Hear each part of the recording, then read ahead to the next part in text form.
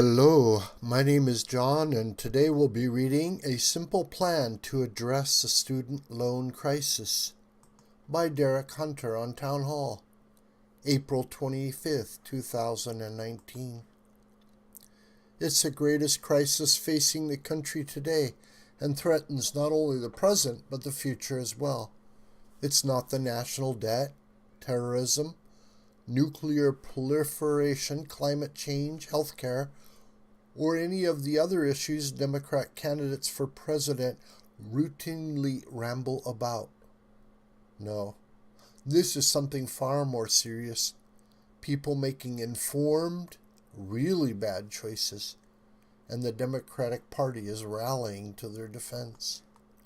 Out of pure self-loathing, I watched most of the 5-hour love fest on CNN Monday with Democratic candidates for president.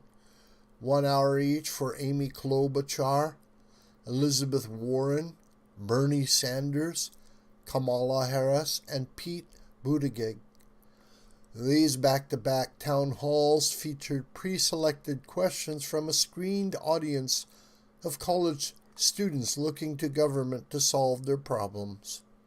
Of course, government can't solve your problems, especially when your biggest problem is looking to government to solve your problems.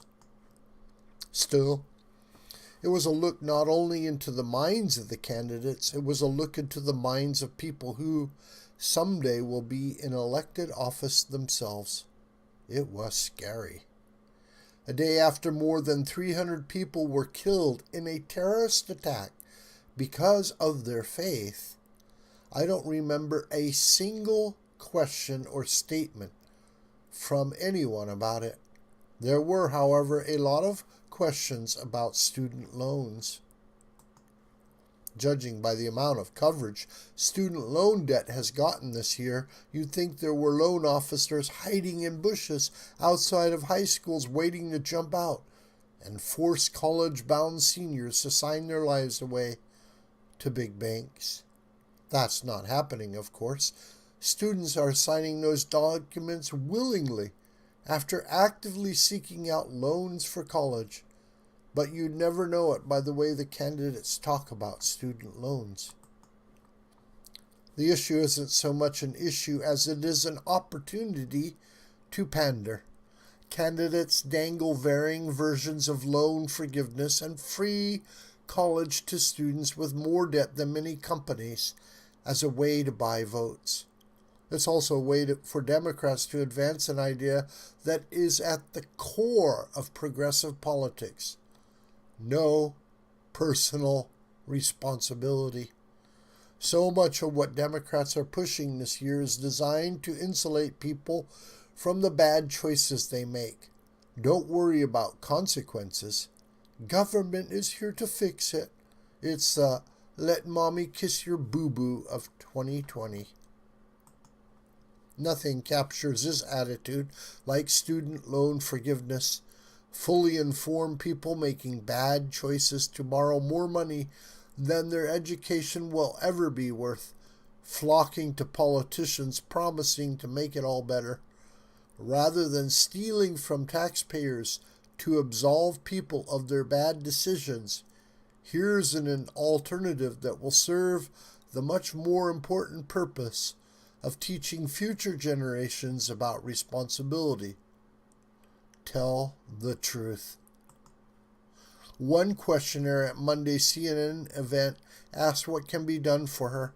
According to her question, she had amassed $25,000 in loans for just her freshman year of undergraduate studies at St. Anselm College, which cost $38,000 per year in 2017.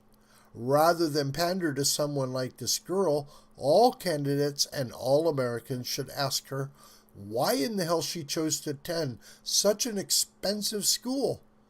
Ask what undergraduate degree she thought could justify such a move. These people need to be taught that a degree in interpretive dance or 1940s bisexual polar bear studies might make you super woke in your Young Socialists of America drum circle, but they aren't viable for future employment. Additionally, every student with a complaint about student debt should be asked the following. 1. Why go to an expensive school if you can't afford it without taking on massive debt? 2. Why would your parents allow you to choose a school if you have to take on upwards of $100,000 in loans? 3. Do you understand the concept of a loan? Knowing those questions had to have gone through their heads at some point, they should then be asked why they should be absolved of their debts when they willingly and knowingly made bad decisions. They won't have an answer, at least not a good one. Candidates should pat them on the back, tell them they're sorry, but there's nothing they can do for them. Not everyone is meant to lead a life of example. Some people serve as cautionary tales, so let it be with these people. Future generations can learn from the high self-esteem snowflake generation whose parents should have but didn't tell them no, so they can avoid their mistakes. Unless you're going to be roommates with the next Mark Zuckerberg, no undergraduate education is worth $100,000 or more in debt. If you can't pay for it with savings, scholarships, grants, and some moderate amount of loans, don't go to that school. There are other options. There should be no student loan forgiveness.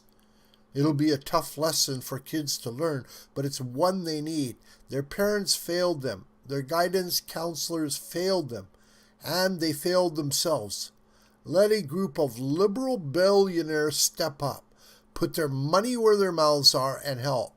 But don't force an auto worker in Michigan or a farmer in Wisconsin who's helping their kid work their way through a state school or commuter college. Do it. Choices have consequences, especially bad ones. At least they should. Government is supposed to protect people's rights, not from themselves, and certainly not at the expense of everybody else.